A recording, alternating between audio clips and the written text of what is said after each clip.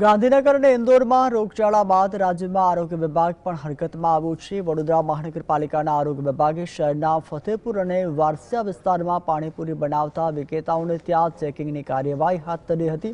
આરોગ્ય વિભાગની ટીમને સડેલા બટેકા, ચણા સહિતનો જથ્થો પણ મળી આવ્યો હતો। સડેલા અને વાસી બટાકાનો જથ્થો જપ્ત કરી આગળની તપાસ પણ હાથ ધરી છે।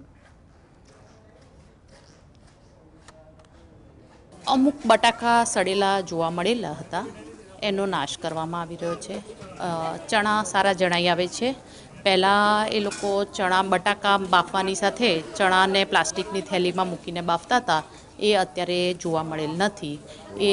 એ થોડોક સુધારો થયો છે એવું કહી શકાય કે પૂરીઓ બનાવવામાં અને બાફવાની જગ્યાની આસપાસ જે અસ્વચ્છતા જણાઈ આવેલ છે એમને હાઇજેનિક કન્ડિશન મેન્ટેન કરવાનું, આસપાસનો વિસ્તાર થોડો સાફ સફાઈ રાખવાનું, એ બધી સૂચનાઓ આપવામાં